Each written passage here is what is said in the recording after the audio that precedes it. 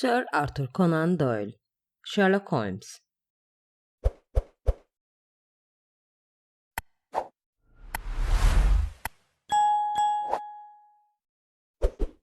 Kızıl Soruşturma 2. Kısım 2. Bölüm Utah Çiçeği. Sığınacakları son yere gelmeden önce göçmen Mormonların başından geçenleri ve yaşadıkları sıkıntıları anlatmanın yeri değil. Mississippi kıyılarından kayalık dağların batı yamaçlarına kadar tarihte eşi benzeri görülmemiş bir kararlılıkla mücadele vermişlerdi. Vahşi insanlar, vahşi hayvanlar, açlık, susuzluk, yorgunluk ve hastalıklar, doğanın önlerine çıkarabileceği her türlü engel Anglo-Sakson direnciyle alt edilmişti.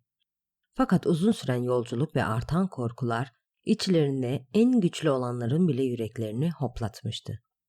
Güneşin yakıp kavurduğu geniş Utah vadisini gördüklerinde ve liderlerinin ağzından buranın vaat edilmiş topraklar olduğunu ve bu bakir toprakların sonsuza dek onlara ait olduğunu duyduklarında hepsi diz çöküp dua ettiler.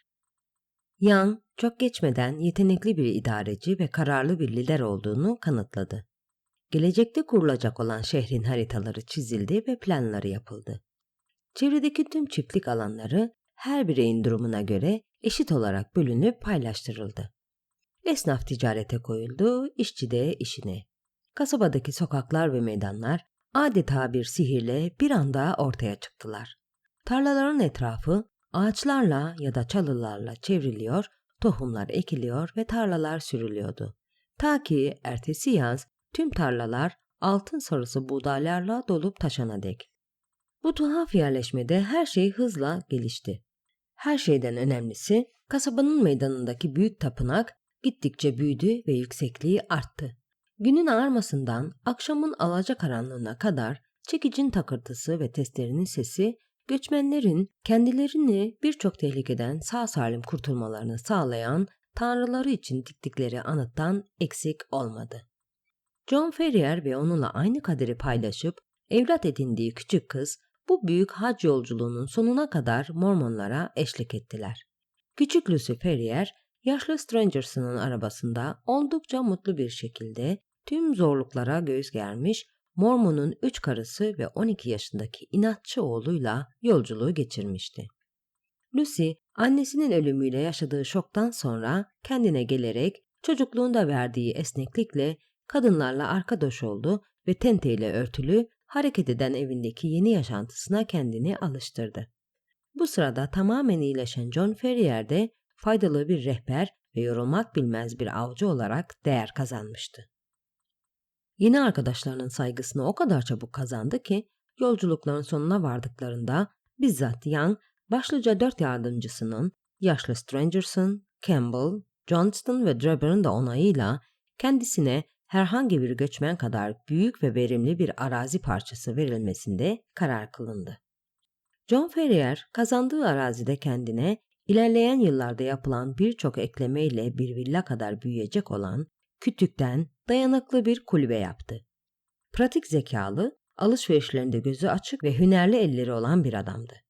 Kuvvetli yaratılışı sabahtan akşama kadar toprağı ıslah edip sürmesine imkan sağlıyordu. Böylece çiftliği ve sahip olduğu her şey fazlasıyla arttı. İlk 3 yıl içinde komşularından biraz daha varlıklıydı. 6. yıla gelindiğinde zengin olmuştu ve 12. yıla gelindiğinde Salt Lake'de zenginlikle onunla boy ölçüşecek ancak 3-5 insan vardı. Koca kasabada ve tüm eyalette John Ferrier adını duymayan hiç kimse kalmamıştı. Ferrier dostlarıyla uyum içindeydi. Hiç kimseyi rahatsız etmiyordu.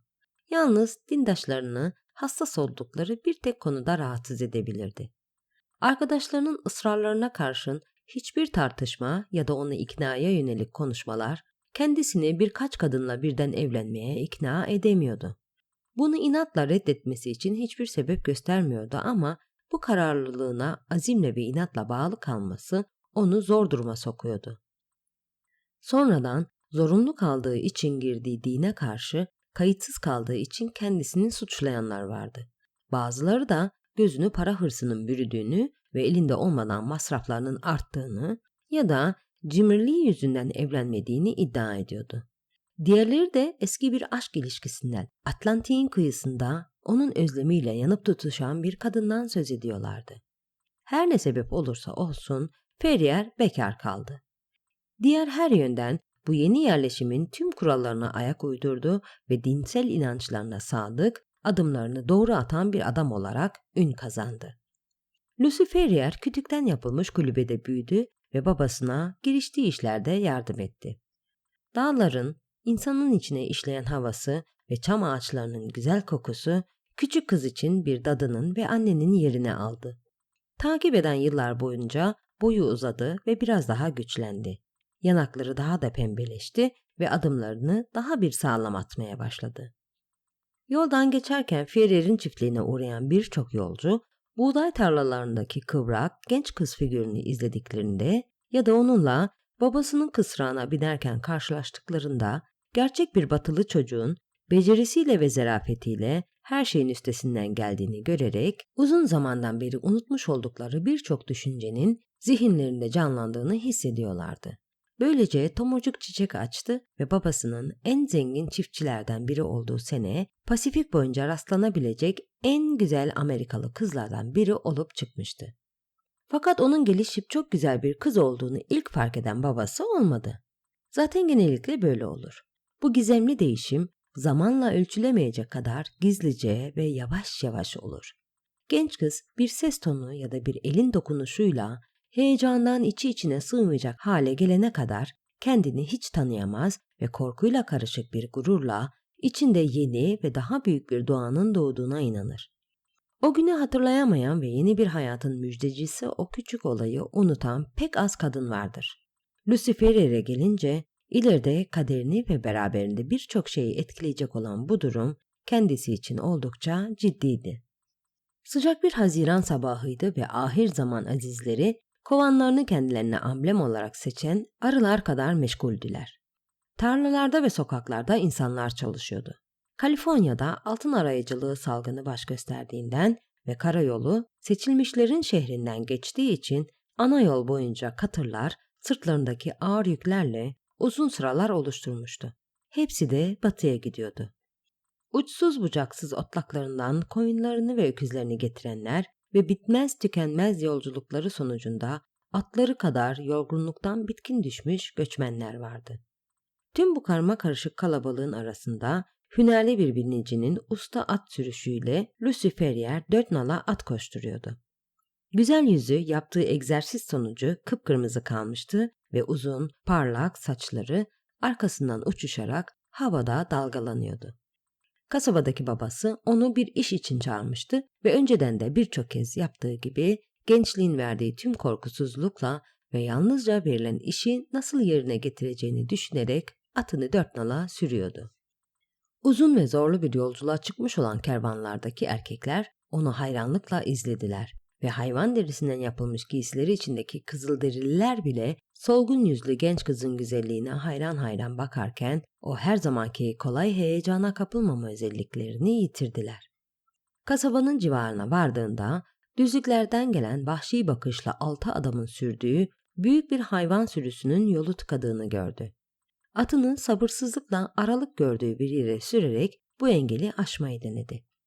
Aralıktan daha yeni geçiyordu ki hayvanlar arkasından iyice yaklaştılar ve kendini sel gibi üzerine gelen vahşi gözlü, uzun boynuzlu boğaların tam ortasında buldu.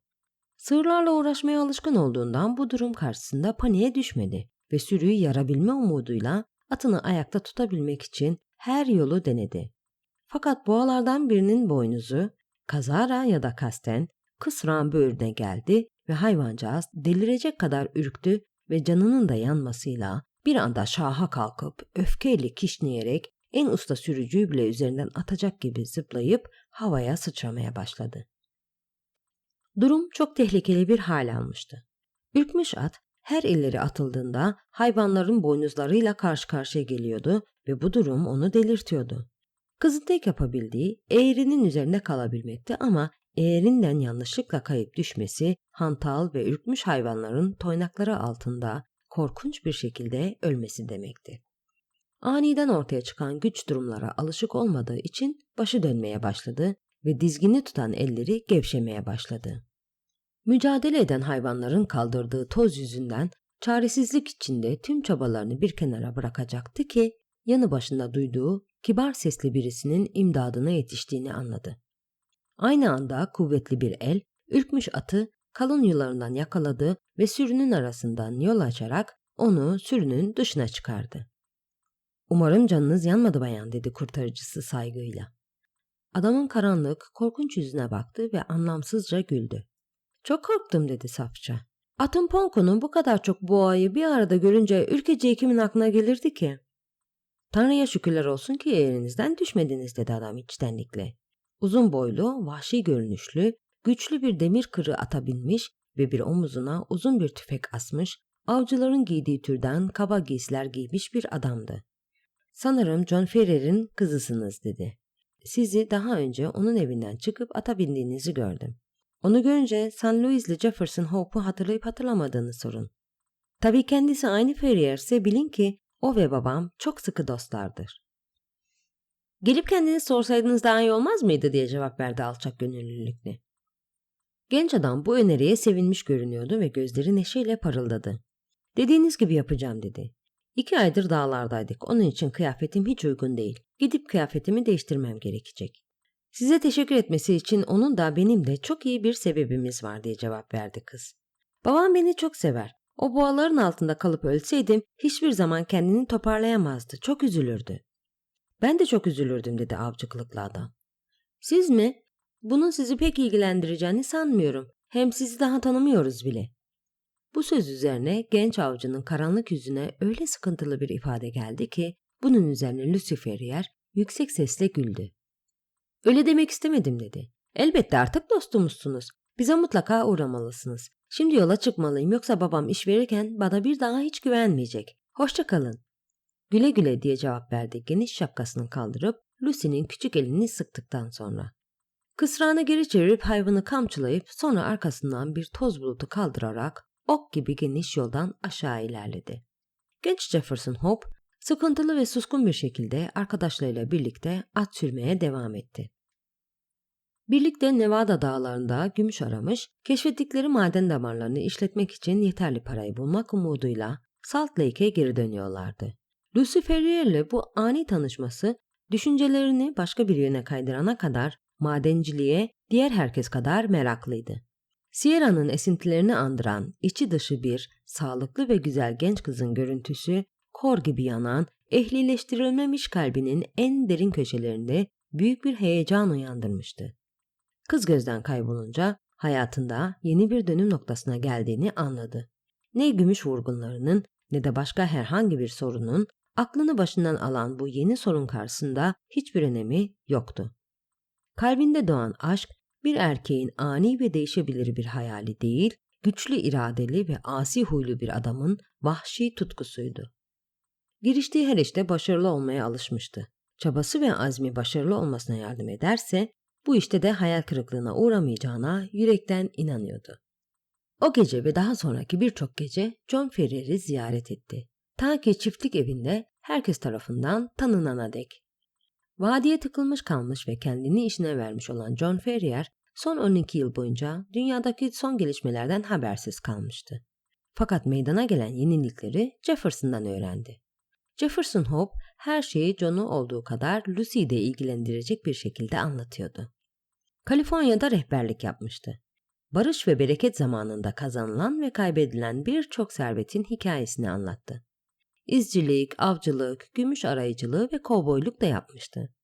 Heyecanlı maceralar neredeyse Jefferson Hope da onları takip etmişti.